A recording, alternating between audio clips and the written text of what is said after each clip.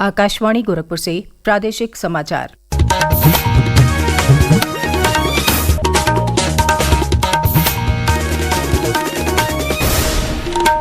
नमस्कार। समाचार बुलेटिन के साथ मैं सुकीर्ति अस्थाना। पहले मुख्य समाचार।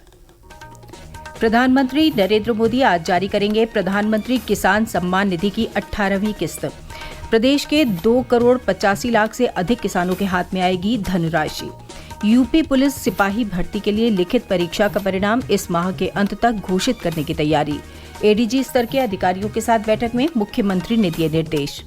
प्रतापगढ़ के सीओ जियाउल हक हत्याकांड में सीबीआई कोर्ट ने 10 अभियुक्तों को दोषी करार दिया।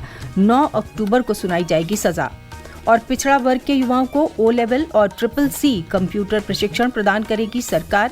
10 अक्टूबर से शुरू होगा ऑनलाइन आवेदन। और अब समाचार विस्तार से। प्रधानमंत्री नरेंद्र मोदी आज महाराष्ट्र के वाशिम में आयोजित एक विशेष कार्यक्रम में प्रधानमंत्री किसान सम्मान निधि की 18वीं किस्त जारी करेंगे। इस कार्यक्रम में देश भर के 9,40,00,000 से अधिक किसानों को डीबीटी के माध्यम से 20,000 करोड़ रुपए से अधिक का प्रत्यक्ष वित्तीय लाभ मिलेगा।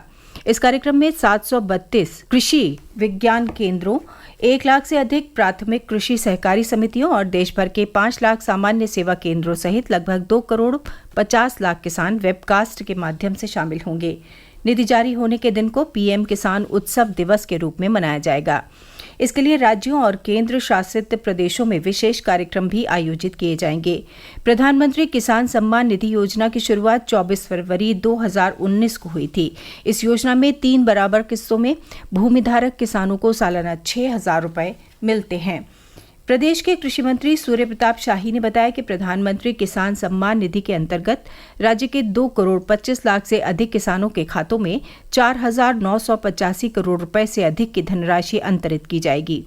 उन्होंने बताया कि अब तक 17 किस्तों के माध्यम से किसानों को कुल 74,492 करोड़ 71 लाख रुपए का भुगतान किया जा चुका है। प्रदेश में वर्ष 2024-25 के खरीफ सत्र में डिजिटल क्रॉप सर्वे का 80% काम पूरा कर लिया गया है। इस सर्वे में जौनपुर जिले ने पहला स्थान हासिल किया है, जबकि दूसरे स्थान पर गाजियाबाद है। प्रदेश सरकार के प्रवक्ता ने बताया कि डिजिटल क्रॉप सर्वे के तहत 47,000 से अधिक गांवों में सर्वे का काम पूरा हो चुका है। गन्ना और चीनी आयुक्त प्रभु एन सिंह ने बताया है कि गन्ना पेराई सत्र 2024-25 के लिए समिति की सदस्यता लेने की अंतिम तिथि 15 अक्टूबर तक बढ़ा दी गई है। उन्होंने कहा कि जिन किसानों ने पहली बार गन्ने की खेती की है और जो किसान अभी तक सदस्य नहीं बन पाए हैं, वो समिति का सदस्य बनकर लाभ उठा सकते हैं। मुख्यमंत्री योगी आदित्यनाथ ने यूपी पुलिस में सिपाही के 60,244 पदों पर भर्ती के लिए हुई लिखित परीक्षा का परिणाम इस माह के अंत तक घोषित करने की तैयारी के निर्देश दिए हैं। इसके साथ ही उन्होंने पुलिस कर्मियों को भी ई पेंशन प्रणाली का लाभ देने के लिए निर्देशित किया है। कल शाम एडीजी स्तर के पुलिस अधिकारियों के साथ विशेष बैठक में मुख्यमंत्री ने पुलिस की अलग अलग इकाइयों की समीक्षा की। इस दौरान उन्होंने कहा कि मृतक आश्रित कोटे में भर्ती के नियमों में व्यवहारिकता का ध्यान रखा जाए और जरूरी हो तो नियमों में बदलाव लाने पर भी विचार किया जाए। मुख्यमंत्री ने सभी एडीजी को निर्देशित किया कि किसी भी कार्यालय में कोई फाइल 3 दिन से अधिक लंबित न रहे, इसके लिए वो खुद निगरानी करेंगे। उन्होंने रेलवे ट्रैक पर हाल के दिनों में सामने आई अवरोध की घटनाओं को चिंताजनक बताते हुए पुलिस इंटेलिजेंस को और बेहतर करने के निर्देश दिए। अमरोहा के मन की बात रेडियो संग्रहालय को Guinness book of world record में दर्ज कर लिया गया है।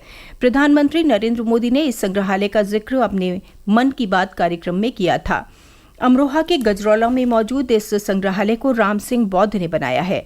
उन्होंने बताया कि इस संग्रहालय की प्रेरणा प्रधानमंत्री के मन की बात कार्यक्रम से मिली है। मेरे इस रेडियो संग्रह का मन की बात रेडियो कार्यक्रम की 107वीं कड़ी में माननीय प्रधानमंत्री द्वारा उल्लेख किया गया। तब से मुझे काफी प्रसिद्धि मिली है और उसी के बाद से ही मैंने Guinness book of world record को अपना आवेदन किया और अब मुझे जो है 1257 रेडियो का Guinness book of world record का प्रमाण पत्र प्राप्त हो गया है, जो कि मुझे बहुत बड़ी ही खुशी है। भारतवर्ष में कोई रेडियो संग्रहालय नहीं था और इससे जो है रेडियो संग्रहालय की Guinness book of world record द्वारा मान्यता प्राप्त हो गई है, जो कि मेरे लिए और देश के लिए बहुत बड़ी उपलब्धि है। प्रादेशिक समाचार आप आकाशवाणी गोरखपुर से सुन रहे हैं। ये समाचार बुलेटिन हमारे YouTube channel AIR news Gorakhpur और एक्स हैंडल AIR News_GKP पर भी उपलब्ध है।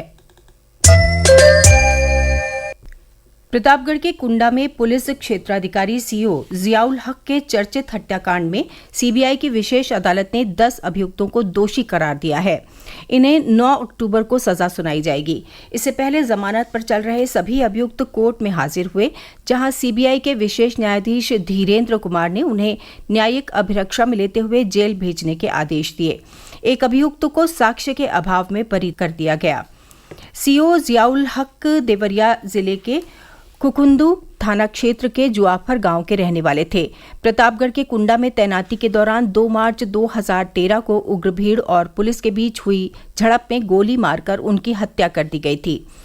इस मामले में सीबीआई ने विवेचना की थी और अब विशेष अदालत ने अभियुक्त फूलचंद्र, पवन यादव, मंजीत, घनश्याम सरोज, राम लखन गौतम, छोटे लाल यादव, राम आसरे, मुन्ना पटेल, शिवराम पासी और जगत बहादुर पटेल को दोषी ठहराया है। इस केस में कुंडा के विधायक रघुराज प्रताप सिंह उर्फ राजा भैया और उनके करीबी रहे गुलशन यादव भी आरोपी थे, लेकिन सीबीआई जांच में दोनों को पहले ही क्लीन चिट मिल गई थी। अमेठी जिले के शिवरतनगंज थाना क्षेत्र में 3 अक्टूबर को एक शिक्षक सहित उनके परिवार के 4 लोगों की गोली मारकर हत्या किए जाने के मामले का कल पुलिस ने खुलासा कर दिया। अमेठी के पुलिस अधीक्षक अनूप सिंह ने बताया कि हत्याकांड के अभियुक्त को गौतम बुद्ध नगर जिले में एसटीएफ ने एक मुठभेड़ में गिरफ्तार कर लिया है। नोएडा में 25 सितंबर से 5 दिन चले इंटरनेशनल ट्रेड शो में यूपी पुलिस के स्टॉल को प्रथम पुरस्कार मिला है। एडीजी नीरा रावत ने इस पुरस्कार के रूप में मिली ट्रॉफी डीजीपी प्रशांत कुमार को भेंट की। केंद्रीय राज्य मंत्री निमुबेन जयंतीभाई बामभड़िया ने कल कानपुर में राष्ट्रीय शर्करा संस्थान के 89वें स्थापना दिवस समारोह का शुभारंभ किया। कार्यक्रम में उन्होंने चीनी के क्षेत्र में उत्कृष्ट प्रदर्शन कर रहे किसानों को सम्मानित किया। साथ ही अत्याधुनिक उपकरण युक्त टिश्यू कल्चर लैब का शिलान्यास किया। इस अवसर पर केंद्रीय राज्य मंत्री ने कहा कि चीनी के क्षेत्र में हमारे देश ने नई ऊंचाइयों को छुआ है। उन्होंने कहा कि प्रधानमंत्री नरेंद्र मोदी के नेतृत्व में देश निरंतर तरक्की के नए आयाम हासिल कर रहा है। सरकार के प्रयासों से एथेनॉल उत्पादन को गति मिली है और हम एथेनॉल ब्लेंडेड पेट्रोल प्रोग्राम को सही तरीके से आगे बढ़ा रहा है। आज हमारा देश नरेंद्र भाई मोदी जी के नेतृत्व में निरंतर तरक्की के नए आयाम हासिल कर रहा है। प्रदेश सरकार पिछड़ा वर्ग के युवाओं को डिजिटल युग में रोजगार के बेहतर अवसर उपलब्ध कराने के लिए ओ लेवल और CCC कंप्यूटर प्रशिक्षण प्रदान करेगी। पिछड़ा वर्ग के इंटरमीडिएट पास और 1 लाख रुपए तक की वार्षिक पारिवारिक आय वाले युवा इसके लिए पात्र होंगे।